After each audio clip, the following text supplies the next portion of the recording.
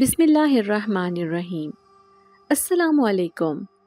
صرف 24 گھنٹے، صرف 24 گھنٹے ہے تمہارے پاس زینب بی بی، صرف 24 گھنٹے۔ یہ الفاظ نہیں تھے، موت کا پروانہ تھا جو میری پھپھو نصرت بیگم نے میرے منہ پر دے مارا تھا۔ ان کی آواز میں وہ زہر تھا جس نے میرے وجود کو سن کر دیا۔ وہ دروازے کی چوکھٹ پر کھڑی اپنی موٹی کلائیوں میں سونے کی چوڑیاں کھنکاتی ہوئی کسی جلاد سے کم نہیں لگ رہی تھی۔ یا تو 5 لاکھ روپے میری ہتھیلی پر رکھ دو یا پھر میرے بیٹے فیاض کی دلہن بننے کے لیے تیار ہو جاؤ۔ فیصلہ تمہارا ہے اور وقت کی یہ ٹک ٹک تمہاری بربادی کا اعلان ہے۔ یاد رکھنا، اگر کل شام تک نوٹوں کی گڈیاں میرے ہاتھ میں نہ ہوئیں تو اس کھنڈر نما گھر سمیت تمہیں اور تمہارے اس ادمرے باپ کو سڑک پر پھینک دوں گی، جہاں کتے بھی تم لوگوں پر نہیں بھونکیں گے۔ وہ اپنی بات کہہ کر مڑی اور اپنے نشئی بیٹے فیاض کے ساتھ دروازہ زور سے پیٹتی ہوئی باہر نکل گئی۔ فیاض کی ہوس زدہ اور گندی نظریں جاتے جاتے بھی مجھے گھائل کر گئی تھیں۔ کمرے میں سناٹا چھا گیا تھا، ایسا سناٹا جو طوفان سے پہلے نہیں بلکہ تباہی کے بعد آتا ہے۔ میں نے اپنی لرزتی ہوئی نگاہیں چارپائی پر پڑے اپنے بوڑھے باپ کی طرف اٹھائیں، جن کی بے نور آنکھوں میں آنسو تیر رہے تھے، مگر فالج نے ان کی زبان کو تالے لگا رکھے تھے۔ وہ کچھ بول نہیں سکتے تھے، بس اپنی بے بسی پر رو سکتے تھے۔ کونے میں دبکی میری 8 سالہ بہن گڑیا خوف سے کانپ رہی تھی اور اس کی سسکیاں میرے دل کو چھلنی کر رہی تھیں۔ میں زینب، جو کبھی اس شہر کے خوشحال ترین گھرانے کی لاڈلی بیٹی تھی، آج وقت کے اس موڑ پر کھڑی تھی جہاں عزت اور زندگی دونوں داؤ پر لگے تھے۔ 5 لاکھ روپے تو دور کی بات ہے، گھر میں آٹے کا ایک دانہ تک نہیں تھا اور دوائی کی شیشیاں خالی پڑی منہ چڑھا رہی تھیں۔ میرے دماغ کی رگیں پھٹنے والی تھی اور دل کر رہا تھا کہ دیوار سے سر ٹکرا کر اپنی جان دے دوں، مگر میں ایسا نہیں کر سکتی تھی، کیونکہ میرے پیچھے یہ 2 لاچار وجود کس کے سہارے جیتے۔ رات کا اندھیرا گہرا ہوتا جا رہا تھا اور میرے گھر کی دیواریں مجھے کاٹنے کو دوڑ رہی تھیں۔ مجبوری اور بے بسی کا یہ عالم تھا کہ میں گھر میں ٹک نہ سکی۔ میں نے گڑیا کو دلاسا دیا، بابا کے سر پر ہاتھ پھیرا اور چادر اوڑھ کر باہر نکل آئی۔ یہ رات عام راتوں جیسی نہیں تھی، ہوا بالکل تھم چکی تھی اور آسمان پر تارے ایسے غائب تھے جیسے انہیں کسی نے نگل لیا ہو۔ سڑک ویران تھی اور اسٹریٹ لائٹس بھی جل بجھ رہی تھیں، جیسے وہ بھی کسی اندیکھی آفت سے ڈر رہی ہوں۔ میں چلتے چلتے شہر کے اس ویران حصے میں آ گئی جہاں پرانا قبرستان اور کھنڈرات تھے اور آبادی ختم ہو جاتی تھی۔ یہاں دن میں بھی لوگ آنے سے ڈرتے تھے، مگر میری مایوسی نے مجھے نڈر بنا دیا تھا۔ میں سڑک کے کنارے فٹ پاتھ پر بیٹھ گئی اور آسمان کی طرف خالی نظروں سے دیکھنے لگی۔ اے میرے مالک، کیا میری آزمائش کبھی ختم نہیں ہوگی؟ کیا ایک بے سہارا لڑکی کی عزت کی کوئی قیمت نہیں؟ میرے پاس کوئی راستہ نہیں بچا، یا تو مجھے موت دے دے یا کوئی معجزہ دکھا دے۔ میرے آنسو میرے گالوں پر بہہ رہے تھے اور میں ہچکیوں سے رو رہی تھی۔ ابھی مجھے روتے ہوئے کچھ ہی دیر گزری تھی کہ اچانک فضا کا رنگ بدلنے لگا۔ دسمبر کی اس سرد رات میں اچانک ایک عجیب سی حبس زدہ گرمی پیدا ہوئی اور پھر اگلے ہی لمحے ہڈیوں کو جما دینے والی ٹھنڈک نے مجھے گھیر لیا۔ ہوا میں ایک عجیب سی خوشبو پھیل گئی۔ یہ خوشبو گلاب اور موتیا کی تھی، لیکن اس کے ساتھ کچے گوشت اور کسی پرانی چیز کے جلنے کی بو بھی شامل تھی۔ میرے رونگٹے کھڑے ہو گئے اور ریڑھ کی ہڈی میں سنسنی دوڑ گئی۔ تبھی میرے کانوں میں کچھ آوازیں آئیں، چھن چھن چھن۔ یہ آوازیں بہت مدھم تھیں، جیسے ہوا میں کوئی باریک ساز بج رہا ہو، یا شاید میرے وہم کی پیداوار تھی۔ میں نے گھبرا کر ادھر ادھر دیکھا، مگر سڑک بالکل خالی تھی، دور دور تک کوئی زیرو نہیں تھا۔ لیکن پھر ایک ایسی آواز آئی جیسے بہت سے لوگ سرگوشیاں کر رہے ہوں، ایک عجیب سا شور جو سمجھ میں نہیں آ رہا تھا، مگر وہ میرے بالکل اوپر سے گزر رہا تھا۔ میں نے ڈرتے ڈرتے نظریں اوپر اٹھائیں تو میرا دل اچھل کر حلق میں آ گیا۔ اوپر کچھ نہیں تھا، صرف کالی سیاہ رات، لیکن پھر اسی خالی پن سے کچھ چمکتا ہوا نیچے گرنے لگا۔ پہلے ایک ذرہ، پھر 2، اور پھر جیسے بارش شروع ہو گئی۔ چھن چھنا چھن، سڑک کے پتھروں پر ٹکرانے کی آوازیں دھاتی تھیں۔ میں نے حیرت سے ایک چیز کو اٹھایا جو میرے پاؤں کے پاس گری تھی۔ اسٹریٹ لائٹ کی مدھم روشنی میں وہ چیز چمکی۔ سونا! میرا دل زور سے دھڑکا۔ میں نے اسے دانتوں سے کاٹ کر دیکھا، یہ اصلی سونا تھا۔ یا اللہ، یہ کیا ہے؟ میں بڑبڑائی۔ آسمان سے سونے کے سکوں کی بارش ہو رہی تھی۔ میرے دائیں بائیں ہر طرف سونے کے سکے برس رہے تھے۔ وہ کہاں سے آ رہے تھے؟ بادلوں سے یا غیب سے؟ مجھے کچھ سمجھ نہیں آ رہا تھا۔ خوف اور حیرت کے ساتھ ساتھ ایک اور جذبہ میرے دل میں جاگا، ضرورت۔ میری مجبوری نے میرے خوف پر غلبہ پا لیا۔ وہ سونا میرے بابا کی زندگی تھا، وہ سونا میری عزت کی ضمانت تھا، وہ فیاض کے منحوس ارادوں کا جواب تھا۔ میں پاگلوں کی طرح بھاگی اور اپنی میلی چادر پھیلا دی۔ یا اللہ تیرا شکر ہے، تو نے میری سن لی۔ میں دیوانہ وار وہ سکے پکڑنے لگی جو ہوا میں تیرتے ہوئے نیچے آ رہے تھے۔ مجھے نہیں معلوم تھا کہ اس وقت میرے اوپر سے کیا گزر رہا ہے، مجھے بس اپنی چادر بھرنی تھی۔ میری چادر بھاری ہوتی جا رہی تھی اور میں ہنستے ہنستے رو رہی تھی۔ اچانک فضا میں ایک ایسی کڑک گونجی جیسے آسمان پھٹ پڑا ہو، حالانکہ بادل نہیں تھے۔ اسی لمحے ایک بہت بھاری اور عجیب سا سکہ میری طرف آیا۔ یہ باقی سکوں سے مختلف تھا، سائز میں بڑا، اور اس میں سے ہلکی سی سرخ روشنی پھوٹ رہی تھی۔ جیسے ہی وہ میری چادر میں گرا اور میرے ہاتھ سے مس ہوا، مجھے لگا جیسے میں نے کسی دہکتے ہوئے کوئلے کو چھو لیا ہو۔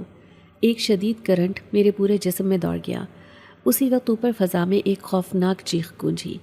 یہ چیخ کسی انسان کی نہیں ہو سکتی تھی۔ یہ اتنی بھیانک اور دردناک تھی کہ میرے کان کے پردے سنسنانے لگے۔ ایسا لگا جیسے فضا میں کوئی بہت بڑی چیز تڑپ رہی ہو۔ ہوا کا دباؤ اچانک اتنا بڑھ گیا کہ میرا دم گھٹنے لگا۔ آندھی چلنے لگی اور دھول اڑنے لگی۔ مجھے لگا اب کوئی آفت آنے والی ہے۔ میں نے ڈر کر اپنی چادر کی گٹھری بنائی اور اسے سینے سے لگا کر اندھا دھند گھر کی طرف بھاگی۔ میرے پیچھے ہواؤں میں شور تھا، جیسے کوئی طوفان میرا پیچھا کر رہا ہو، مگر میں نے مڑ کر نہیں دیکھا۔ میں بھاگتی رہی یہاں تک کہ میرے پھیپھڑے پھٹنے والے ہو گئے اور میں اپنے گھر کے دروازے کے اندر گر پڑی۔ میں نے جلدی سے دروازہ بند کیا اور کنڈی لگا دی۔ میرا دل پسلیوں سے باہر آنے کو بے تاب تھا اور سانسیں اکھڑ رہی تھی۔ میں فرش پر بیٹھی کانپ رہی تھی اور میری گود میں وہ چادر تھی جس میں نامعلوم خزانہ تھا۔ گڑیا جاگ گئی اور مجھے اس حالت میں دیکھ کر رونے لگی۔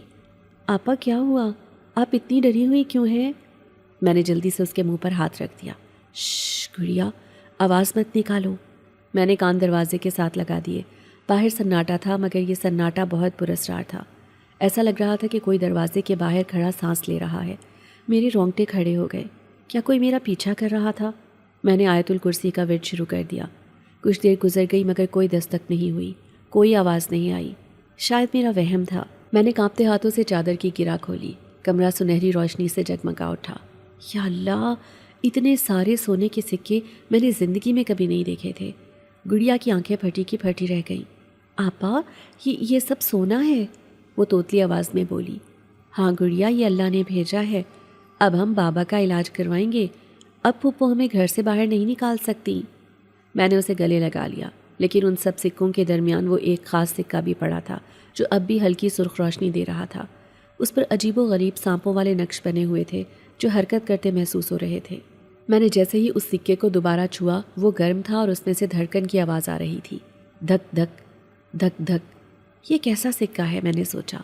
خوف کے مارے میں نے اسے باقی سکوں سے الگ کر لیا اور اپنی قمیض کی جیب میں ڈال دیا، جبکہ باقی سکے میں نے جلدی سے ایک پرانے ٹین کے ڈبے میں بھر کر چارپائی کے نیچے چھپا دیے۔ ابھی میں سکون کا سانس بھی نہیں لے پائی تھی کہ اچانک کمرے کا بلب پھڑپھڑایا اور بجھ گیا۔ گھپ اندھیرا چھا گیا۔ آپا، مجھے ڈر لگ رہا ہے۔ گڑیا رو پڑی۔ ڈرو نہیں گڑیا، شاید لائٹ گئی ہے۔ میں نے اسے تسلی دی، حالانکہ میں جانتی تھی کہ یہ لائٹ جانے کا وقت نہیں تھا۔ تبھی کمرے کے وسط میں ہوا گول دائرے میں گھومنے لگی۔ وہاں ایک دھواں سا اٹھا جو گاڑھا ہوتا چلا گیا۔ میری زبان تالو سے چپک گئی۔ اس دھوئیں میں سے دو سرخ انگارے نمودار ہوئے جو دراصل کسی کی آنکھیں تھیں۔ کمرے کا درجہ حرارت اچانک برف جیسا ٹھنڈا ہو گیا۔ کون ہے؟ میری آواز گلے میں پھنس کر رہ گئی۔ دھواں چھٹا اور میرے سامنے ایک ہیولا واضح ہوا۔ وہ ایک نوجوان لڑکا تھا، قد آور، انتہائی سفید رنگت اور سیاہ سوٹ میں ملبوس۔ اس کی شخصیت میں ایک ایسا روب تھا کہ نظر ٹکانا مشکل تھا، لیکن اس کی حالت عجیب تھی۔ وہ اپنے سینے کو دبائے ہوئے تھا جیسے اسے شدید تکلیف ہو، اور وہ زمین پر کھڑا نہیں تھا بلکہ فرش سے چند انچ اوپر ہوا میں معلق تھا۔ اس نے سر اٹھایا اور اس کی سرخ آنکھیں سیدھی میرے چہرے پر جم گئیں۔ تم، اس کی آواز میں گرج تھی جیسے بادلوں کا شور ہو۔ تمہاری ہمت کیسے ہوئی؟ میں ڈر کے مارے پیچھے ہٹی اور دیوار سے جا لگی۔ گڑیا چیخ مار کر بے ہوش ہو گئی۔ تم کون ہو اور میرے گھر میں کیسے آئے؟ میں نے بمشکل پوچھا۔ وہ غصے سے میری طرف بڑھا۔ میں جبران ہوں، کوہ کاف کا شہزادہ، اور تم نے ایک بہت بڑی غلطی کر دی ہے لڑکی۔ وہ درد سے کہا، وہ سکہ جو تم نے ابھی اٹھایا ہے وہ میرا ہے، اسے فوراً واپس کرو ورنہ میں تمہاری ہستی مٹا دوں گا۔ میرا ہاتھ بے اختیار اپنی جیب پر گیا تو وہ سکہ اس کا تھا، لیکن یہ تو انسان نہیں لگتا تھا۔ کوہ کاف، کیا یہ جن ہے؟ میرا دل بند ہونے والا تھا۔ میں نے چوری نہیں کی، وہ سڑک پر گرا تھا، میں نے کانپتے ہوئے کہا۔ خاموش، وہ دھاڑا، تمہیں اندازہ نہیں کہ تم نے کیا اٹھا لیا ہے۔ وہ صرف سونا نہیں، وہ میری جان ہے۔ اسے واپس کرو۔ اس نے اپنا ہاتھ میری طرف بڑھایا۔ اس کی انگلیوں سے کالی شعائیں نکلیں جو میری طرف بڑھی۔ مجھے لگا اب میری موت یقینی ہے۔ میں نے آنکھیں بند کر لیں لیکن کچھ نہیں ہوا، کوئی درد نہیں، کوئی جلن نہیں۔ میں نے حیرت سے آنکھیں کھولیں۔ جبران اپنی ہتھیلی کو حیرت اور صدمے سے دیکھ رہا تھا۔ اس نے دوبارہ کوشش کی، کچھ منتر پڑا اور میری طرف پھونکا، مگر پھر کوئی اثر نہیں ہوا۔ یہ کیسے ممکن ہے؟ وہ بڑبڑایا۔ میری طاقت، میرا جادو کام کیوں نہیں کر رہا؟ وہ لڑکھڑایا اور گھٹنوں کے بل زمین پر گر گیا۔ اس کا سانس پھول رہا تھا۔ تب مجھے احساس ہوا کہ میری جیب میں موجود وہ گرم سکہ ہی شاید اس کی طاقت کو روک رہا ہے۔ جب تک وہ سکہ میرے پاس ہے، یہ طاقتور مخلوق میرا کچھ نہیں بگاڑ سکتی۔ میں نے ہمت مجتمع کی۔ لگتا ہے تمہارا جادو میرے گھر میں نہیں چلتا، میں نے کانپتی آواز میں کہا۔ جبران نے سر اٹھا کر مجھے دیکھا۔ اس کی آنکھوں میں اب غصے کی جگہ بے چارگی اور خوف کی آمیزش تھی۔ تم نہیں سمجھ رہی نادان لڑکی، وہ سکہ میری قسمت کا سکہ ہے۔ جب تک وہ تمہارے پاس ہے میں تم سے دور نہیں جا سکتا اور نہ ہی اپنی طاقت استعمال کر سکتا ہوں۔ اگر تم نے اسے واپس نہ کیا تو میں مر جاؤں گا، لیکن میرے مرنے سے پہلے میرے قبیلے والے تمہیں ڈھونڈ لیں گے اور تب تمہیں کوئی بچا نہیں سکے گا۔ ابھی وہ یہ کہہ ہی رہا تھا کہ باہر دروازے پر ایک زوردار دھماکہ ہوا۔ کسی نے بھاری بوٹ سے دروازے پر لات ماری تھی۔ زینب، او زینب، دروازہ کھولو۔ یہ فیاض کی آواز تھی اور وہ نشے میں دھت لگ رہا تھا۔ جبران چونکا اور دروازے کی طرف دیکھا۔ یہ کون بدبخت ہے جو موت کے منہ میں آ رہا ہے؟ اس نے دانت پیستے ہوئے پوچھا۔ میں بری طرح پھنس چکی تھی، اندر ایک جن اور باہر ایک شیطان۔ یہ فیاض ہے، میں نے رونی صورت بنا کر کہا۔ یہ میری جان کا دشمن ہے۔ دروازہ ایک اور زوردار ضرب سے ٹوٹ گیا اور لکڑی کے ٹکڑے بکھر گئے۔ فیاض لڑکھڑاتا ہوا اندر داخل ہوا۔ اس کے ہاتھ میں ایک بڑا سا خنجر چمک رہا تھا۔ میں جانتا تھا کہ تم نے اندر کسی یار کو چھپا رکھا ہے۔ آج تو نہ تم بچو گی اور نہ تمہارا یہ عاشق۔ فیاض کی نظر جبران پر پڑی جو اب کھڑا ہو چکا تھا۔ جبران کا شاہانہ لباس اور وجیح چہرہ دیکھ کر فیاض کی آنکھوں میں حسد کی آگ بھڑک اٹھی تھی۔ اوہو، تو یہ ہے وہ رئیس زادہ جس کے لیے تم نے مجھے ٹھکرایا۔ فیاض گالیاں بکتا ہوا جبران کی طرف بڑھا۔ میں چیخی، نہیں فیاض، رک جاؤ۔ مگر فیاض کے سر پر خون سوار تھا۔ اس نے خنجر لہرایا اور جبران کے سینے پر وار کرنے کی کوشش کی۔ مجھے لگا اب جبران مارا جائے گا کیونکہ اس کا جادو تو ختم ہو چکا تھا، لیکن انسان کی جسمانی طاقت اور جن کی جسمانی طاقت میں زمین آسمان کا فرق ہوتا ہے۔ جبران اپنی جگہ سے ہلا تک نہیں۔ جیسے ہی فیاض قریب آیا، جبران نے بجلی کی تیزی سے اس کی کلائی پکڑ لی۔ ایک خشک آواز آئی، کڑ کڑ۔ فیاض کے منہ سے فلک شکاف چیخ نکلی۔ جبران نے اس کا ہاتھ ایسے مروڑا جیسے وہ کوئی کاغذ ہو۔ ایک حقیر انسان کی یہ جرت کے شہزادے پر ہاتھ اٹھائے۔ جبران کی آواز میں شیر کی سی گرج تھی۔ اس نے فیاض کو گریبان سے پکڑا اور ایک ہاتھ سے ہوا میں ایسے اٹھا لیا جیسے وہ روئی کا گالا ہو۔ فیاض کی آنکھیں باہر کو ابل پڑیں۔ چھوڑ دو مجھے۔ فیاض گھگیایا۔ جبران نے اسے پوری قوت سے سامنے والی دیوار پر دے مارا۔ فیاض کسی پرانی بوری کی طرح گرا اور درد سے بلبلا اٹھا۔ دفع ہو جاؤ یہاں سے، جبران دھاڑا۔ اگر دوبارہ اس لڑکی کی طرف آنکھ اٹھا کر بھی دیکھا تو تمہاری کھال ادھیڑ دوں گا۔ فیاض کا نشہ حرن ہو چکا تھا۔ وہ درد سے کراہتا ہوا اٹھا اور خوفزدہ نظروں سے جبران کو دیکھتا ہوا الٹے پاؤں بھاگا۔ جبران نے ایک حقارت بھری نظر دروازے پر ڈالی اور پھر میری طرف مڑا۔ اس کا سانس اب بھی اکھڑا ہوا تھا اور چہرہ زرد تھا۔ میں نے تمہاری جان بچائی ہے، اس نے ہانپتے ہوئے کہا۔ اب وہ سکہ مجھے واپس کرو، شرافت سے۔ میں نے جیب پر ہاتھ رکھا۔ سکہ اب بھی وہیں تھا، گرم اور متحرک۔ اگر میں نے واپس کر دیا تو کیا تم مجھے مار دو گے؟ میں نے پوچھا۔ جبران کچھ لمحے خاموش رہا، پھر بولا، میں جھوٹ نہیں بولتا۔ اگر تم نے سکہ واپس کیا تو میں چلا جاؤں گا، لیکن اگر تم نے نہ دیا تو میں یہیں پھنس جاؤں گا تمہارے ساتھ، تمہارے سائے کی طرح، کیونکہ یہ سکہ مجھے تمہارے پاس رہنے پر مجبور کر رہا ہے۔ اس کی بات سن کر میرے اوسان خطا ہو گئے۔ کیا مطلب؟ کیا یہ جن اب میرے ساتھ رہے گا؟ تو پھر رہو یہیں، میں نے فیصلہ کن انداز میں کہا، کیونکہ یہ سکہ میری انشورنس ہے۔ جب تک میرے پاس ہے تم مجھے نقصان نہیں پہنچا سکتے، اور مجھے ابھی تمہاری ضرورت ہے۔ جبران کی آنکھوں میں شدید غصہ ابھرا، لیکن وہ بے بس تھا۔ وہ صوفے پر گر سا گیا اور سر پکڑ لیا۔ صبح کی پہلی کرن کمرے کے گرد آلود فرش پر پڑی تو مجھے احساس ہوا کہ رات کا خوفناک پہر گزر چکا ہے، لیکن میری زندگی کی سب سے بڑی آزمائش ابھی شروع ہوئی تھی۔ میرے سامنے صوفے پر وہ وجود بیٹھا تھا جو انسان نہیں تھا، جس کی رگوں میں خون نہیں بلکہ آگ اور دھواں گردش کرتا تھا۔ جبران، کوہ کاف کا شہزادہ، سر جھکائے دونوں ہاتھوں میں اپنا سر تھامے بیٹھا تھا، جیسے اسے کوئی شدید درد لاحق ہو۔ میں نے ڈرتے ڈرتے اپنی جیب پر ہاتھ رکھا. وہ سکہ وہیں تھا, گرم اور متحرک. اس سکے کی گرمائش مجھے عجیب سا تحفظ دے رہی تھی. میں نے گلا صاف کیا تو جبران نے چونک کر سر اٹھایا. اس کی سرخ آنکھوں میں اب تھکن کے سائے تھے اور اس کا وہ روبدار چہرہ زرد پڑ رہا تھا. مجھے جانا ہے, سورج نکل آیا ہے اور میں انسانی نظروں میں زیادہ دیر نہیں رہ سکتا. اس کی آواز میں وہی گرج تھی, مگر اب وہ کچھ مدھم پڑ چکی تھی. وہ کھڑا ہوا اور دروازے کی طرف بڑھا. 1 قدم, 2 قدم, 3 قدم. جیسے ہی وہ 10ویں قدم پر پہنچا ایک عجیب واقعہ ہوا. وہ اچانک ایک جھٹکے سے پیچھے کی طرف کھنچا, جیسے کسی نادیدہ زنجیر نے اسے جکڑ رکھا ہو. وہ لڑکھڑایا اور واپس اسی جگہ آ گرا جہاں سے چلا تھا. یہ کیا بدتمیزی ہے, وہ غصے سے دھاڑا اور دوبارہ کوشش کی. اس بار وہ زیادہ طاقت سے دروازے کی طرف لپکا, مگر نتیجہ وہی نکلا. ایک زوردار جھٹکا اسے واپس میرے قدموں کے قریب لے آیا. میں حیرت سے یہ منظر دیکھ رہی تھی. وہ ایک طاقتور جن تھا جو دیواریں گرا سکتا تھا, انسانوں کو ہوا میں اچھال سکتا تھا, مگر وہ اس کمرے سے باہر قدم نہیں نکال پا رہا تھا. تم نے مجھے باندھ دیا ہے. جبران نے نفرت سے میری طرف دیکھا. یہ اس منحوس سکے کا اثر ہے. جب تک وہ تمہارے پاس ہے میں تم سے 10 قدم سے زیادہ دور نہیں جا سکتا. میں تمہارا قیدی بن گیا ہوں زینب, ایک ادنا انسان کا قیدی. اس نے زمین پر مکہ مارا اور فرش میں دراڑ پڑ گئی. میرے ہونٹوں پر ایک سرد مسکراہٹ آ گئی. رات میں جس خوف میں مبتلا تھی اب وہ طاقت میں بدل رہا تھا. تو پھر مسٹر جن, اب تمہیں یہیں رہنا ہوگا, میں نے مضبوط لہجے میں کہا. اور ویسے بھی مجھے آج تمہاری ضرورت ہے. آج پھپھو کا الٹیمیٹم ختم ہو رہا ہے اور مجھے ہر حال میں ان سکوں کو بیچنا ہے. جبران نے مجھے گھورا. مجھے بھوک لگی ہے. میرے جسم کی ساری توانائی وہ سکہ چوس رہا ہے. کچھ کھانے کو لاؤ ورنہ میں اس کمرے کی ہر چیز توڑ دوں گا. میں کچن میں گئی اور رات کی بچی ہوئی دال اور ایک سوکھی روٹی پلیٹ میں ڈال لائی. میرے گھر میں اس کے سوا کچھ نہیں تھا. جبران نے پلیٹ کو ایسے دیکھا جس میں اس پہ کیڑے رینگ رہے ہوں. یہ پیلی کیچڑ کیا ہے؟ کیا انسان یہ کھا کر زندہ رہتے ہیں؟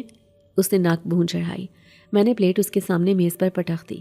یہ دال ہے اور میرے پاس تمہارے شاہی دسترخوان جیسا کھانا نہیں ہے. کھانا ہے تو کھاؤ ورنہ بھوکے رہو.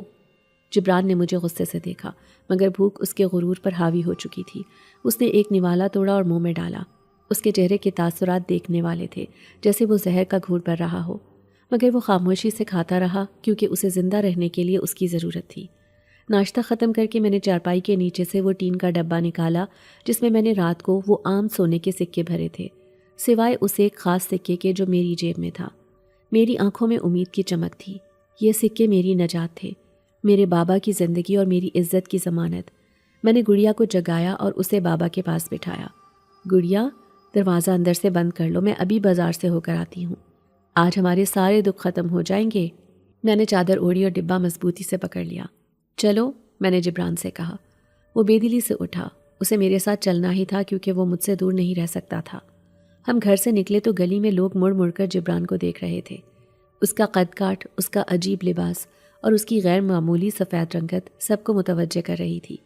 محلے کی عورتیں سرگوشیاں کرنے لگیں. یہ کون ہے زینب کے ساتھ؟ کہیں یہ وہی تو نہیں جس کی وجہ سے فیاض رات کو شور مچا رہا تھا؟ مجھے لوگوں کی باتوں کی پرواہ نہیں تھی. میری منزل صرافہ بازار تھی. جبران میرے پیچھے سر جھکائے چل رہا تھا. وہ مسلسل بڑبڑا رہا تھا. کیسی بدبو ہے یہاں, یہ انسان کتنے گندے ہوتے ہیں. شور, دھول, مٹی, میرا بس چلے تو میں اس پورے شہر کو پھونک دوں. میں نے اسے چپ رہنے کا اشارہ کیا. بازار پہنچ کر میرا دل زور زور سے دھڑک رہا تھا. میں ایک بڑی جیولری شاپ میں داخل ہوئی. دکاندار نے میری میلی چادر اور جبران کے عجیب حلیے کو شک کی نگاہ سے دیکھا. کیا چاہیے؟ دکاندار نے روکھے پن سے پوچھا. مجھے کچھ بیچنا ہے.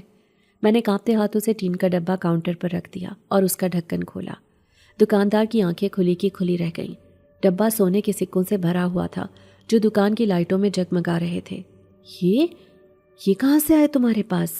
دکاندار کی آواز میں لالچ اور شک دونوں تھے. یہ میرے خاندانی ہے, میں نے جھوٹ بولا. بس آپ وزن کریں اور پیسے دیں, مجھے بہت جلدی ہے. دکاندار نے ایک سکہ اٹھایا. اس نے اسے پرکھنے کے لیے اپنی آنکھ پر لگایا اور پھر اسے کسوٹی یعنی پتھر پر رگڑنے لگا. میرا دل حلق میں اٹکا ہوا تھا. میں بس دعا کر رہی تھی کہ سب ٹھیک ہو جائے. لیکن پھر وہ ہوا جس کا مجھے وہم و گمان بھی نہیں تھا. جیسے ہی دکاندار نے سکہ ترازو میں ڈالا, سکے کی سنہری چمک مان پڑنے لگی. دیکھتے ہی دیکھتے وہ چمکتا ہوا سونا سے آ پڑ گیا اور ایک لمحے میں کوئلے کے ٹکڑے میں تبدیل ہو گیا. دکاندار نے چیخ مار کر سکہ پھینک دیا. یہ کیا فراڈ ہے؟ اس نے ڈبے میں ہاتھ ڈالا۔ جیسے ہی اس کا انسانی ہاتھ سکوں کو لگا، ڈبے میں موجود تمام سونا راکھ اور کالے پتھروں میں بدل گیا۔ وہ سونا نہیں رہا تھا، وہ صرف کالی دھات کا ملبہ بن چکا تھا۔ یہ کیا مذاق ہے؟ دکاندار غصے سے چلایا۔ تم لوگ جادو ٹونا کرتے ہو؟ نکل جاؤ میری دکان سے، ورنہ پولیس بلا لوں گا، بھاگ جاؤ یہاں سے۔ اس نے ڈبہ اٹھا کر زمین پر دے مارا۔ کوئلے کے ٹکڑے فرش پر بکھر گئے۔ میری دنیا وہیں تاریک ہو گئی۔ میرے پیروں تلے سے زمین نکل گئی۔ یہ کیسے ہو سکتا ہے؟ وہ تو سونا تھا، میں نے خود دیکھا تھا۔ میں نے جھک کر ایک ٹکڑا اٹھایا۔ وہ اب محض ایک کالا پتھر تھا، بے قیمت اور بیکار۔ میں دکان سے باہر نکل آئی اور فٹ پاتھ پر بیٹھ کر پھوٹ پھوٹ کر رو پڑی۔ میری ساری امیدیں دم توڑ چکی تھیں۔ شام ہونے والی تھی اور فیاض 5 لاکھ لینے آنے والا تھا۔ اب کیا ہوگا؟ میرا گھر بک جائے گا، میری عزت نیلام ہو جائے گی، میں برباد ہو گئی۔ میں نے آسمان کی طرف دیکھا۔ کیوں یا اللہ کیوں؟ تو نے امید کیوں دلائی تھی اگر چھیننی ہی تھی؟ جبران میرے پاس کھڑا یہ سب دیکھ رہا تھا۔ اس کے چہرے پر پہلے ایک طنزیہ مسکراہٹ تھی۔ میں نے کہا تھا نا بی بی، یہ جناتی سکے ہیں، یہ انسانوں کی دکان پر نہیں بکتے، یہ صرف ہماری دنیا میں چلتے ہیں یا پھر صرف دکھاوے کے لیے ہوتے ہیں، یہ انسانوں کا پیٹ نہیں بھر سکتے۔ وہ ہنسا، لیکن پھر اس کی ہنسی رک گئی۔ اس نے دیکھا کہ میں سانس لینے سے بھی قاصر ہو رہی تھی اور میرے آنسو میرے دامن کو بھگو رہے تھے۔ ایک شہزادہ جس نے کبھی دکھ نہیں دیکھا تھا، جس نے کبھی کسی چیز کی کمی محسوس نہیں کی تھی، آج پہلی بار ایک انسان کی بے بسی کو اتنے قریب سے دیکھ رہا تھا۔ میری ہچکیوں نے شاید اس کے پتھر دل میں کہیں کوئی درار ڈال دی تھی۔ اس کا لہجہ بدلا۔ بس کرو لڑکی، لوگ دیکھ رہے ہیں، چپ ہو جاؤ۔ میں نے روتے ہوئے کہا، تم نہیں سمجھو گے، تم جن ہو، تمہیں کیا پتا بھوک کیا ہوتی ہے، بے گھر ہونا کیا ہوتا ہے، بے عزتی کیا ہوتی ہے۔ آج شام میرا گھر چھین لیا جائے گا، میرا باپ سڑک پر مر جائے گا، کاش تم مجھے رات کو ہی مار دیتے۔ جبران کچھ لمحے خاموش کھڑا مجھے دیکھتا رہا، پھر اس نے ایک گہری سانس لی اور آسمان کی طرف دیکھا۔ عجیب مخلوق ہو تم انسان بھی، کاغذ کے چند ٹکڑوں کے لیے اپنی جان ہلکان کرتے ہو۔ اس نے اپنا کوٹ درست کیا۔ اٹھو، رو مت۔ میں نے حیرت سے اسے دیکھا۔ کیا؟ میں نے کہا اٹھو۔ میرا جادو کام نہیں کر رہا، لیکن میرے بازو ابھی سلامت ہیں۔ میں کوہ کاف کا ولی عہد ہوں۔ میں کسی عورت کو سڑک پر روتے ہوئے نہیں دیکھ سکتا، چاہے وہ میری دشمن ہی کیوں نہ ہو۔ اس نے میرا بازو پکڑ کر مجھے کھڑا کیا۔ بتاؤ تمہیں کتنے کاغذ چاہیے، میرا مطلب ہے کتنے پیسے چاہیے؟ 5 لاکھ، میں نے ہچکی لیتے ہوئے کہا۔ جبران نے ادھر ادھر دیکھا۔ بازار کے ایک کونے میں بہت شور ہو رہا تھا، وہاں لوگوں کا ایک ہجوم جمع تھا۔ ہم وہاں پہنچے تو دیکھا کہ ایک بہت بڑا ٹرک کیچڑ میں پھنسا ہوا تھا اور اس کے پیچھے ایک بھاری جنریٹر رکھا ہوا تھا جسے مزدور اتارنے کی کوشش کر رہے تھے، مگر وہ ہل نہیں رہا تھا۔ وہاں کھڑا ایک موٹا سیٹ شرط لگا رہا تھا، جو مائی کا لال اس جنریٹر کو اکیلا اٹھا کر گودام تک لے جائے گا، اسے منہ مانگا انعام ملے گا۔ لوگ ہنس رہے تھے کیونکہ وہ جنریٹر 10 آدمیوں سے بھی ہلنے والا نہیں تھا۔ جبران کی آنکھوں میں ایک چمک آئی۔ وہ آگے بڑھا اور بھیڑ کو چیرتا ہوا سیٹ کے سامنے جا کھڑا ہوا۔ اگر میں اسے اٹھا لوں تو کیا تم مجھے 5 لاکھ روپے دو گے؟ جبران کی آواز میں اتنا اعتماد تھا کہ مجمع خاموش ہو گیا۔ سیٹ نے جبران کے دبلے پتلے بظاہر انسانی جسم کو دیکھ کر کہکہا لگایا، اوے ہیرو، یہ فلم کی شوٹنگ نہیں چل رہی، ہڈی پسلی ٹوٹ جائے گی تیری، جا اپنا کام کر۔ جبران نے اسے سرد نظروں سے دیکھا۔ شرط لگاؤ، اگر میں نے اٹھا لیا تو 5 لاکھ، اور اگر نہ اٹھا سکا تو جو تم کہو۔ سیٹ نے طنز سے کہا، ٹھیک ہے، اگر اٹھا لیا تو 5 لاکھ نقد ابھی، لیکن اگر نہ اٹھا سکا تو زندگی بھر میرا غلام بن کر رہے گا۔ مجھے منظور ہے، جبران نے کہا۔ میں گھبرا کر آگے بڑھی۔ جبران کیا کر رہے ہو؟ وہ بہت بھاری ہے، تم انسان کے روپ میں ہو، تمہاری طاقت۔ جبران نے میری بات کاٹ دی۔ پیچھے ہٹ جاؤ زینب، شیر پنجرے میں بھی ہو تو کتا نہیں بن جاتا، میری طاقت جادو کی محتاج نہیں ہے۔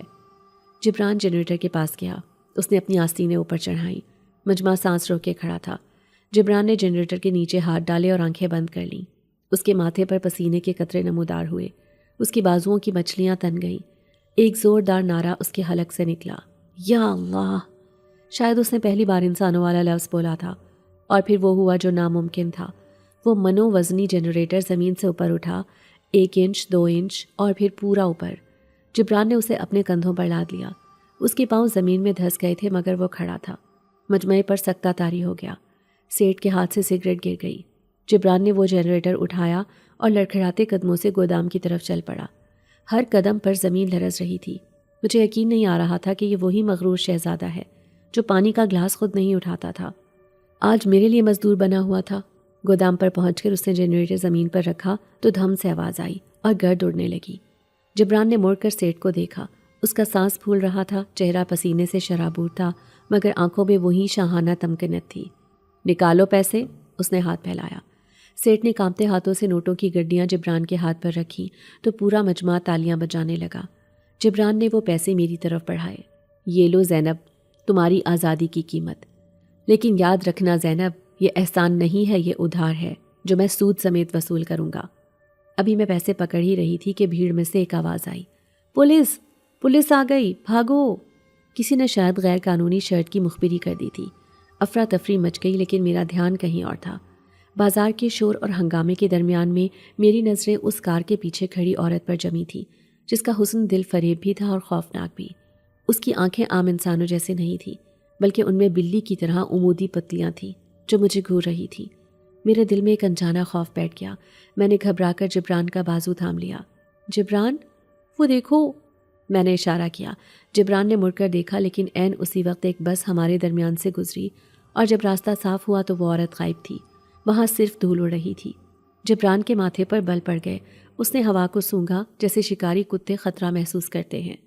یہاں کوئی اپنے قبیلے کا ہے، جبران نے سرگوشی کی۔ اس کی آواز میں تشویش تھی۔ بو بہت مدھم ہے، وہ شاید جا چکی ہے۔ چلو زینب، ہمارے پاس وقت نہیں ہے، سورج ڈھلنے والا ہے اور تمہاری پھپھو کا دیا ہوا وقت ختم ہو رہا ہے۔ ہم نے رکشہ لیا اور گھر کی طرف روانہ ہوئے۔ میرے ہاتھ میں 5 لاکھ روپے تھے جو میری آزادی کا پروانہ تھے، مگر میرا دل اب بھی کسی انہونی کے خوف سے ڈوب رہا تھا۔ جبران پورے راستے خاموش رہا۔ اس کی نظریں مسلسل باہر کا جائزہ لے رہی تھی، جیسے وہ کسی حملے کا منتظر ہو۔ جب ہم گھر پہنچے تو وہاں قیامت کا منظر تھا۔ پھپھو نصرت اور فیاض گھر کے باہر کھڑے تھے اور محلے کے چند لوگ بھی تماشائی بنے ہوئے تھے۔ ہمارے گھر کا سامان، چارپائی، بابا کی دوائیاں اور گڑیا کے کھلونے گلی میں بکھرے پڑے تھے۔ فیاض میرے بوڑھے باپ کی ویل چیئر کو دھکا دے رہا تھا اور وہ بے بسی سے رو رہے تھے۔ میرے اندر کا خوف اچانک غصے میں بدل گیا۔ میں چلتے رکشے سے کود پڑی اور چیختی ہوئی آگے بڑھی، خبردار، میرے باپ کو ہاتھ مت لگانا۔ پھپھو نصرت نے مڑ کر مجھے دیکھا اور ایک زہریلی مسکراہٹ ان کے چہرے پر پھیل گئی۔ آ گئی شہزادی، وقت ختم ہو چکا ہے۔ میں نے کہا تھا نا کہ اگر پیسے نہ ہوئے تو اس ملبے کو سڑک پر پھینک دوں گی۔ اب نکلو یہاں سے، یہ گھر اب ہمارا ہے۔ فیاض آگے بڑھا اور میرا بازو پکڑنے کی کوشش کی۔ زیادہ ڈرامہ مت کرو زینب، سیدھی طرح میرے ساتھ نکاح نامے پر دستخط کر دو، ورنہ۔ ابھی اس کا ہاتھ میرے قریب پہنچا ہی تھا کہ ایک مضبوط ہاتھ نے اس کی کلائی تھام لی۔ یہ جبران تھا۔ اس نے فیاض کا ہاتھ ایک بار پھر اتنی زور سے مروڑا کہ فیاض کے منہ سے چیخ نکل گئی۔ جبران نے ایک ہی جھٹکے میں اسے پیچھے دھکیلا۔ عورت سے بات کرنے کی تمیز نہیں ہے تو میں سکھا دوں؟ جبران کی آواز برف کی طرح ٹھنڈی اور لوہے کی طرح سخت تھی۔ پھپھو نصرت نے جبران کو دیکھا جو سوٹ بوٹ میں ملبوس، قد آور اور وجیح لگ رہا تھا، لیکن اس کی آنکھوں میں جو وحشت تھی وہ انسانوں والی نہیں تھی۔ پھپھو نے فوراً پینترا بدلا اور شور مچانا شروع کر دیا۔ ہائے لوگوں، دیکھو اس لڑکی کے کرتوت، گھر میں جوان اور غیر مردوں کو چھپا کر رکھا ہوا ہے اور ہم سے شرافت کا ڈھونگ کرتی ہے۔ یہ کون ہے؟ کہاں سے لائی ہو اسے؟ یہ ناجائز کمائی کا یار ہے تمہارا؟ محلے والے سرگوشیاں کرنے لگے۔ میری عزت اچھالی جا رہی تھی اور میں زمین میں گرتی جا رہی تھی۔ لوگ مجھے شک کی نگاہوں سے دیکھ رہے تھے۔ پھپھو کی زبان قینچی کی طرح چل رہی تھی۔ بتاؤ کون ہے یہ؟ کس رشتے سے تمہارے ساتھ رہ رہا ہے؟ اس سے پہلے کہ میں کچھ بولتی، جبران نے ایک قدم آگے بڑھایا اور بلند آواز میں کہا، میں اس کا منگیتر ہوں اور بہت جلد اس کا شوہر بننے والا ہوں۔ کسی کو کوئی شک؟ جبران کے الفاظ نے سب کے منہ بند کر دیے۔ میں حیرت سے اسے دیکھنے لگی۔ ایک جن جس کو میں نے قید کر رکھا تھا آج میری ڈھال بنا کھڑا تھا۔ میں نے کپڑے میں لپٹی ہوئی نوٹوں کی گڈیاں پھپھو کے منہ پر ماری۔ نوٹ ہوا میں بکھر کر زمین پر گر گئے۔ یہ رہے تمہارے 5 لاکھ روپے پھپھو، گن لو اور دفع ہو جاؤ میرے گھر سے۔ آج کے بعد اگر تم یا تمہارا بیٹا یہاں نظر بھی آئے تو میں بھول جاؤں گی کہ تم میرے باپ کی بہن ہو۔ پھپھو اور فیاض نوٹوں کو دیکھ کر بھوکے کتوں کی طرح ان پر چھپٹے۔ انہیں یقین نہیں آ رہا تھا کہ میں اتنی رقم کا انتظام کر سکتی ہوں۔ فیاض نے نوٹ گنے اور اپنی ماں کے کان میں کچھ کہا۔ وہ دونوں ذلیل ہو کر پیسے سمیٹتے ہوئے وہاں سے نکل گئے۔ محلے والے بھی تیتر بتر ہو گئے۔ ہم گھر کے اندر آئے۔ میں نے دروازہ بند کیا اور دیوار کے ساتھ لگ کر پھسلتی ہوئی زمین پر بیٹھ گئی۔ میری ٹانگوں میں جان نہیں رہی تھی۔ بابا اور گڑیا کو اندر لاتے ہوئے میں رو رہی تھی۔ تم نے جھوٹ کیوں بولا؟ میں نے جبران سے پوچھا، جو کھڑکی کے پاس کھڑا باہر جھانک رہا تھا۔ جبران نے مڑ کر مجھے دیکھا۔ میں نے جھوٹ نہیں بولا، میں نے ایک حقیقت تخلیق کی ہے تاکہ تم زندہ رہ سکو۔ انسانوں کی دنیا میں عزت بچانے کے لیے کبھی کبھی نام کا سہارا لینا پڑتا ہے، اور ویسے بھی جب تک وہ سکہ تمہارے پاس ہے، ہمارا رشتہ میاں بیوی کے رشتے سے زیادہ مضبوط ہے، کیونکہ میری جان تم میں اٹکی ہے۔ رات گہری ہو چکی تھی۔ ہم نہیں جانتے تھے کہ باہر گلی کے کونے میں پھپھو نصرت ابھی تک موجود تھی۔ وہ غصے میں پاگل ہو رہی تھی کہ ہاتھ آیا شکار نکل گیا۔ تبھی اندھیرے میں سے ایک سایہ نمودار ہوا اور پھپھو کے سامنے آ کھڑا ہوا۔ یہ وہی عورت تھی، رشک قمر۔ وہ انسانی روپ میں تھی، مگر اس کا حسن اتنا غیر معمولی تھا کہ پھپھو جیسی چالاک عورت بھی سہم گئی۔ تم اس لڑکی سے بدلہ لینا چاہتی ہو نا؟ رشک قمر کی آواز میں ایک ایسا جادو تھا جس نے پھپھو کو مسحور کر دیا۔ تم کون ہو؟ پھپھو نے ڈرتے ہوئے پوچھا۔ میں تمہاری مددگار ہوں۔ سنو، وہ لڑکا جو اندر ہے وہ کوئی عام انسان نہیں ہے، وہ ایک بہت بڑے خزانے کا مالک ہے، لیکن اس لڑکی زینب نے اسے تعویذوں اور کالے جادو سے باندھ رکھا ہے۔ اگر تم وہ تعویذ توڑ دو تو وہ لڑکا بھی تمہارا ہو سکتا ہے اور اس کی دولت بھی۔ لالچ نے پھپھو کی آنکھوں میں چمک پیدا کر دی۔ مجھے کیا کرنا ہوگا؟ رشک قمر نے اپنی ہتھیلی کھولی۔ اس میں ایک کالا دھاگا تھا جو سانپ کی طرح بل کھا رہا تھا۔ یہ دھاگا لو، کسی طرح دھوکے سے زینب کے گلے میں ڈال دو۔ جیسے ہی یہ دھاگا اس کے گلے کو چھوئے گا، اس کا جادو ٹوٹ جائے گا اور وہ لڑکا آزاد ہو جائے گا۔ پھر تم جو چاہو کر لینا۔ پھپھو نے وہ دھاگا لے لیا۔ ان کے چہرے پر شیطانی مسکراہٹ تھی۔ گھر کے اندر میں بابا کو کھانا کھلا رہی تھی اور جبران صوفے پر لیٹا چھت کو گھور رہا تھا۔ اچانک دروازے پر دستک ہوئی۔ میں نے ڈرتے ڈرتے دروازہ کھولا۔ سامنے پھپھو کھڑی تھی، لیکن ان کا انداز بدلا ہوا تھا۔ وہ رو رہی تھی۔ بیٹی، مجھے معاف کر دو۔ لالچ نے مجھے اندھا کر دیا تھا۔ میں اپنے بھائی کو کیسے سڑک پر دیکھ سکتی ہوں؟ میں تو بس تمہیں آزما رہی تھی۔ مجھے اندر آنے دو، میں اپنے بھائی سے معافی مانگنا چاہتی ہوں۔ میں ان کے مگرمچھ کے آنسوں میں آ گئی۔ مجھے لگا شاید انہیں اپنی غلطی کا احساس ہو گیا ہے۔ جبران نے مجھے روکنا چاہا۔ زینب، اسے اندر مت آنے دو، مجھے اس کی نیت ٹھیک نہیں لگ رہی، لیکن میں نے اس کی بات انسنی کر دی۔ وہ میری پھپھو ہے جبران، خون کا رشتہ ہے۔ میں نے انہیں اندر بلا لیا۔ پھپھو روتی ہوئی بابا کے پیروں میں گر گئی۔ پھر انہوں نے مجھے گلے لگایا۔ میری بچی، میں تمہارے لیے ایک تحفہ لائی ہوں، یہ دھاگا لو۔ میں نے دربار سے دم کروایا ہے تاکہ تم پر کوئی بری نظر نہ لگے۔ اس سے پہلے کہ میں کچھ سمجھتی، انہوں نے پھرتی سے وہ کالا دھاگا میرے گلے میں ڈال دیا۔ جیسے ہی وہ دھاگا میری جلد سے ٹکرایا، مجھے لگا کسی نے میری رگوں میں برف بھر دی ہو۔ میرا دم گھٹنے لگا اور آنکھوں کے آگے اندھیرا چھا گیا۔ اسی لمحے جبران ایک خوفناک چیخ مار کر اپنے گھٹنوں پر گر پڑا۔ اس کے سینے سے دھواں نکلنے لگا۔ گھر کا دروازہ زور سے کھلا اور آندھی اندر داخل ہو گئی۔ رشک قمر اپنے اصلی اور خوفناک روپ میں دروازے پر کھڑی تھی۔ اس کی آنکھیں شعلوں کی طرح دہک رہی تھیں اور اس کے بال ہوا میں سانپوں کی طرح لہرا رہے تھے۔ رشک قمر، جبران نے درد سے کراتے ہوئے پکارا۔ ہاں جبران، میں آ گئی ہوں، رشک قمر نے کہا لگایا جو کسی ڈراؤنے خواب جیسا تھا۔ اس انسانی کیڑے نے تمہیں بہت ذلیل کروا لیا، اب کھیل ختم۔ پھپھو اور فیاض خوف سے چیخیں مارتے ہوئے کونے میں دبک گئے۔ انہیں اندازہ ہو گیا تھا کہ انہوں نے جس آگ کو چھیڑا ہے وہ انہیں بھی جلا دے گی۔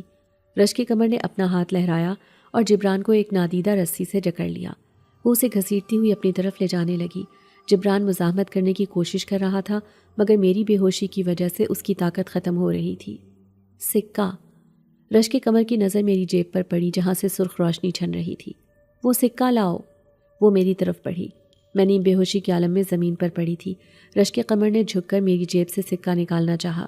جیسے ہی اس کا ہاتھ سکے کو لگا، سکہ میری جلد کے ساتھ چپک گیا اور اس میں سے ایک تیز بجلی نکلی جس نے رشک قمر کو پیچھے پھینک دیا۔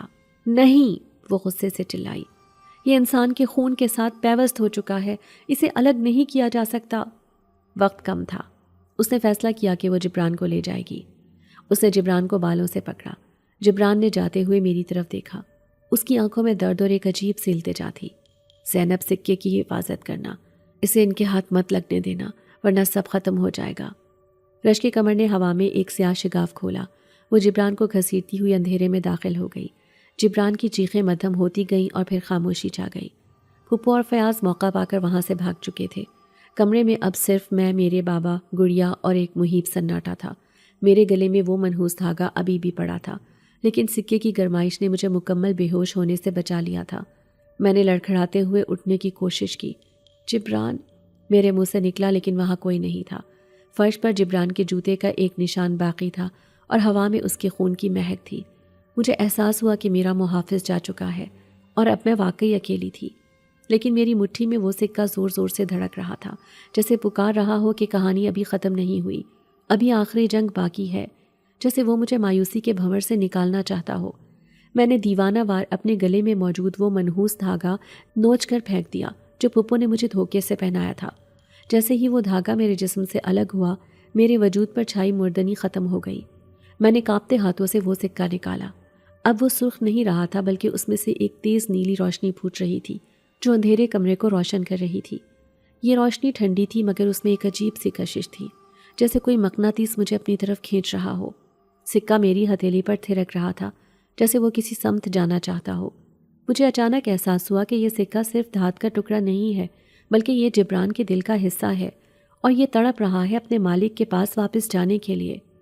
مجھے تمہارے پاس آنا ہوگا جبران، میں تمہیں ان ظالموں کے پاس اکیلا نہیں چھوڑ سکتی۔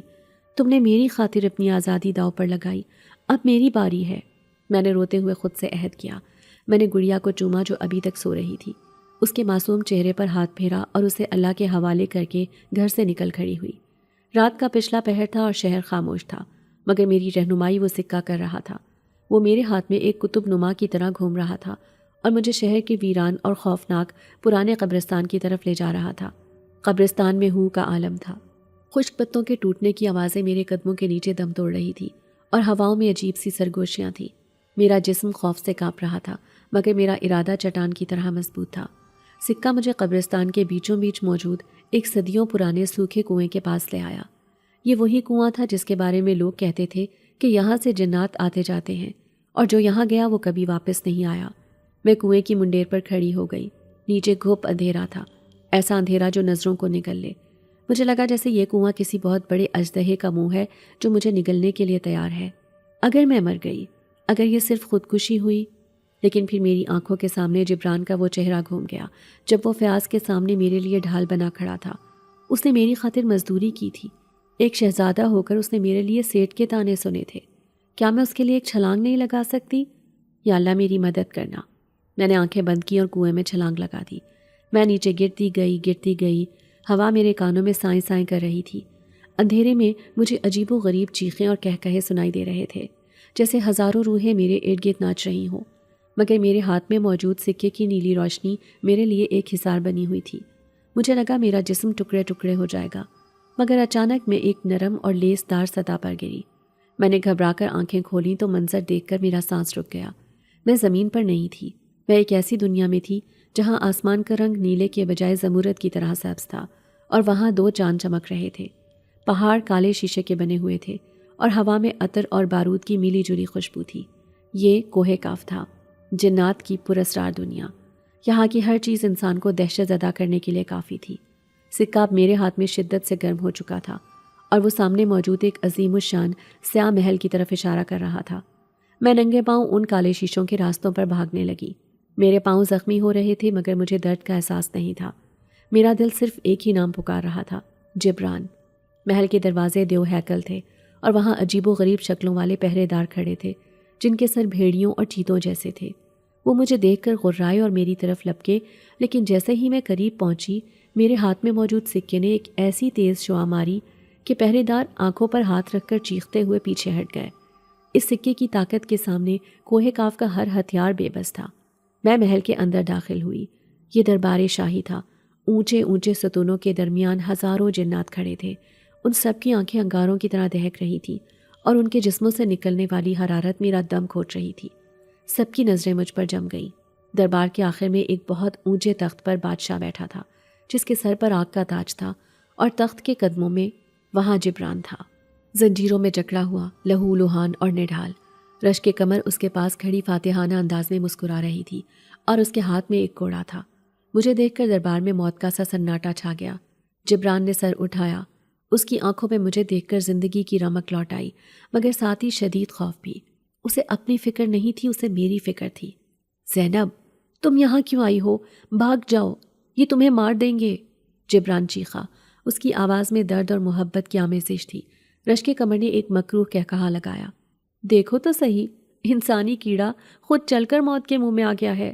آج مجھے دوہرا مزہ آئے گا، پہلے تمہیں تڑپتے ہوئے دیکھوں گی اور پھر اس شہزادے کو۔ میں نے ڈرے بغیر قدم آگے بڑھایا اور دربار کے بیچ جا کھڑی ہوئی۔ میری میلی کچیلی چادر اور بکھرے بال میری حالت کی گواہی دے رہے تھے، مگر میری آنکھوں میں خوف نہیں تھا۔ میں بھاگنے نہیں آئی، میں سودا کرنے آئی ہوں۔ بادشاہ کی گرجدار آواز گونجی جس سے محل کے ستون لرز گئے۔ اے انسانی لڑکی، تیری جرت کیسے ہوئی ہمارے دربار میں قدم رکھنے کی؟ تو جانتی ہے کہ تیرے پاس جو سکہ ہے وہ میرے بیٹے کی زندگی ہے؟ اگر میں چاہوں تو ابھی تجھے راکھ کا ڈھیر بنا کر وہ سکہ چھین لوں۔ آپ ایسا نہیں کر سکتے بادشاہ سلامت، میں نے بلند آواز میں کہا، حالانکہ میری ٹانگیں کانپ رہی تھی۔ یہ سکہ اب میرے خون اور میری روح سے جڑ چکا ہے۔ اگر آپ نے مجھے مارا یا مجھ سے زبردستی چھیننے کی کوشش کی تو یہ سکہ کالا پڑ جائے گا اور جبران ہمیشہ کے لیے ختم ہو جائے گا۔ یہ بات آپ کا وزیر بھی جانتا ہے اور آپ بھی۔ یہ سکہ اب صرف محبت کی زبان سمجھتا ہے، زبردستی کی نہیں۔ بادشاہ نے غصے سے مٹھی بھینچی۔ وہ جانتا تھا کہ میں سچ کہہ رہی ہوں۔ اس کی ساری طاقت میری ایک نا کے سامنے بے بس تھی۔ رشک قمر غصے سے پاگل ہو گئی۔ بدتمیز لڑکی، میں تجھے زندہ نہیں چھوڑوں گی۔ اس نے ہاتھ اٹھایا اور ایک نیلی آگ کا گولا میری طرف پھینکا۔ میں نے اپنی آنکھیں بند کر کے سکے کو سینے سے لگا لیا۔ آگ کا گولا مجھ سے ٹکرانے سے پہلے ہی سکے سے نکلنے والی نیلی ڈھال سے ٹکرا کر بکھر گیا۔ سکہ میری حفاظت کر رہا تھا۔ انسانی محبت کی طاقت جناتی جادو پر حاوی ہو رہی تھی۔ میں نے آنکھیں کھولی اور سیدھا بادشاہ کی آنکھوں میں دیکھا۔ میں یہاں بھیک مانگنے نہیں آئی، میں یہ سکہ واپس کرنے آئی ہوں، اپنی خوشی سے، اپنی مرضی سے۔ پورے دربار میں سرگوشیاں شروع ہو گئی۔ یہ جنات کے لیے حیران کن بات تھی کہ کوئی انسان اتنی بڑی طاقت اور دولت واپس کر رہا ہے۔ جبران نے تڑپ کر کہا، نہیں زینب، مت کرنا، اگر تم نے سکہ دے دیا تو تم نہتی ہو جاؤ گی، یہ لوگ تمہیں مار دیں گے۔ اپنے بارے میں سوچو زینب، چلی جاؤ یہاں سے۔ میں جبران کی طرف بڑھی اور اس کے قریب جا کر گھٹنوں کے بل بیٹھ گئی۔ اس کے چہرے پر زخموں کے نشان تھے، مگر میری نظر میں وہ اب بھی دنیا کا حسین ترین شہزادہ تھا۔ میں نے اپنے آنچل سے اس کے ماتھے کا خون صاف کیا۔ جبران، تم نے میری عزت بچانے کے لیے مزدوری کی، میرے لیے اپنا وقار بیچا، میرے لیے بھوک برداشت کی۔ کیا میں تمہاری زندگی کے لیے ایک سکہ نہیں دے سکتی؟ یہ سودا نہیں ہے جبران، یہ قرض ہے جو مجھے چکانا ہے۔ میں نے مٹھی کھولی۔ وہ سکہ اب سورج کی طرح چمک رہا تھا۔ میں نے اسے بادشاہ کی طرف بڑھا دیا۔ یہ لیجیے اپنی امانت، مجھے اس کے بدلے دولت نہیں چاہیے، مجھے ہیرے جواہرات نہیں چاہیے، مجھے صرف میرا محافظ، میرا جبران زندہ چاہیے۔ اسے آزاد کر دیں۔ جیسے ہی میں نے نیت کی کہ میں یہ سکہ جبران کی زندگی کے لیے قربان کر رہی ہوں، سکے نے میرا ہاتھ چھوڑ دیا۔ وہ ہوا میں تیرتا ہوا سیدھا بادشاہ کے پاس جانے کے بجائے جبران کے سینے میں پیوست ہو گیا۔ ایک زوردار دھماکہ ہوا اور جبران کی زنجیریں ٹوٹ کر بکھر گئیں۔ اس کا جسم ہوا میں بلند ہوا اور اس کے زخم بھرنے لگے۔ اس کا سیاہ لباس دوبارہ شاہانہ لباس میں بدل گیا اور اس کے چہرے پر وہی پرانا جلال واپس آ گیا۔ سکہ واپس اپنی اصل جگہ اس کے دل کے پاس پہنچ چکا تھا۔ رشک قمر خوفزدہ ہو کر پیچھے ہٹی۔ یہ کیسے ہوا؟ انسان اتنا بڑا اثار نہیں کر سکتے۔ جبران زمین پر اترا۔ اس بار وہ قیدی نہیں تھا، وہ ایک طاقتور شہزادہ تھا۔ اسے سب سے پہلے رشک قمر کی طرف ہاتھ لہرایا، ایک ہوا کا بگولا بنا اور رشک قمر کو اڑا کر دربار کی دیوار سے دے مارا۔ تمہارا کھیل ختم ہو چکا رشک قمر، محبت کو قید نہیں کیا جا سکتا، اسے صرف جیتا جا سکتا ہے، جبران نے گرج کر کہا، پھر بادشاہ کے سامنے ادب سے سر جھکایا۔ بابا جان، اس لڑکی نے اپنی جان پر کھیل کر مجھے بچایا ہے۔ اس نے ثابت کر دیا ہے کہ انسانی مٹی میں بھی وفا کی آگ ہوتی ہے، جو شاید ہم جنات میں بھی کم ہی ملتی ہے۔ بادشاہ کی آنکھوں میں حیرت اور ستائش تھی۔ اس نے تخت سے اتر کر میرے سر پر ہاتھ رکھا۔ میں نے آج تک انسانوں کو صرف مانگتے دیکھا ہے، لٹاتے نہیں۔ بیٹی، تو نے میرا بھرم توڑ دیا۔ میں تجھے زندگی بھی دیتا ہوں اور تیری مانگی ہوئی مراد بھی۔ جبران نے میری طرف دیکھا۔ اس کی آنکھوں میں اب وہ وحشت نہیں تھی، بلکہ ایک گہری محبت تھی۔ زینب، میں اپنی دنیا، اپنا تخت اور اپنی طاقت سب چھوڑ سکتا ہوں، مگر تمہیں نہیں۔ اس نے اپنا تاج اتارا اور اپنے چھوٹے بھائی کے سر پر رکھ دیا۔ آج سے تم کوہ کاف کے بادشاہ ہو۔ میں اپنی باقی زندگی زمین پر اس لڑکی کے ساتھ گزاروں گا جس نے مجھے جینے کا مقصد دیا ہے۔ دربار میں موجود تمام جنات نے سر جھکا دیے۔ یہ منظر ناقابل یقین تھا۔ ایک شہزادہ محبت کے لیے فقیر بن رہا تھا۔ 1 سال بعد ہمارے پرانے اور ٹوٹے ہوئے گھر کی جگہ اب ایک خوبصورت اور پکا مکان بن چکا تھا۔ پھپھو نصرت اور فیاض کا انجام بہت عبرتناک ہوا تھا۔ فیاض ایک حادثے میں ہمیشہ کے لیے معذور ہو گیا تھا اور پھپھو اب سڑکوں پر لوگوں سے مانگتی پھرتی تھی۔ یہ مکافات عمل تھا جو انہیں دنیا میں ہی مل گیا۔ شام کا وقت تھا، گھر کے صحن میں میرے بابا ویل چیئر پر بیٹھے تسبیح پڑھ رہے تھے۔ ان کی صحت اب کافی بہتر تھی اور چہرے پر سکون تھا۔ گڑیا صحن میں بے خوف ہو کر کھیل رہی تھی۔ میں چھت پر کھڑی کپڑے سکھا رہی تھی۔ اچانک پیچھے سے کسی نے میری آنکھوں پر ہاتھ رکھ دیے۔ بوجھو تو جانے، میں مسکرا دی۔ جبران، اس نے ہاتھ ہٹایا اور مجھے اپنی طرف گھمایا۔ وہ اب مکمل طور پر انسانی روپ میں رہتا تھا۔ وہ محلے میں ایک کامیاب بزنس مین کے طور پر جانا جاتا تھا، مگر کبھی کبھی جب کوئی مشکل آتی تو اس کی جناتی طاقت ہماری مدد کو آ جاتی۔ آج کیا پکایا ہے بیگم؟ اس نے شرارت سے پوچھا۔ وہی دال جو تمہیں پہلی ملاقات میں زہر لگی تھی، میں نے ہنس کر کہا۔ جبران نے کہا لگایا اور میرا ہاتھ تھام لیا۔ اب تو وہ دال مجھے دنیا کے ہر شاہی کھانے سے زیادہ لذیذ لگتی ہے، کیونکہ وہ تمہارے ہاتھ کی ہوتی ہے۔ سچ تو یہ ہے زینب، کوہ کاف کی بادشاہت میں وہ سکون نہیں تھا جو تمہارے اس چھوٹے سے گھر میں ہے۔ ہم نیچے کمرے میں آئے۔ دیوار پر ایک خوبصورت فریم میں وہ قسمت کا سکہ لگا ہوا تھا۔ یہ اب صرف ایک یادگار تھا، کیونکہ جبران کی اصل قسمت اب اس کے سینے میں نہیں بلکہ اس کے ساتھ ہنستی مسکراتی کھڑی تھی۔ اس سکے کے نیچے سنہری حروف میں لکھا تھا، محبت وہ واحد جادو ہے جس کا کوئی توڑ نہیں ہوتا۔ اگر آپ کو آج کی ہماری کہانی پسند آئی ہے تو اسے لائک کیجیے اور اپنے پیاروں کے ساتھ شیئر کیجیے، اور ہاں، اگر آپ نے ابھی تک ہمارا چینل سبسکرائب نہیں کیا تو ضرور کیجیے۔ ملتے ہیں کل ایک نئی اور دلچسپ کہانی کے ساتھ۔ تب تک کے لیے اللہ حافظ۔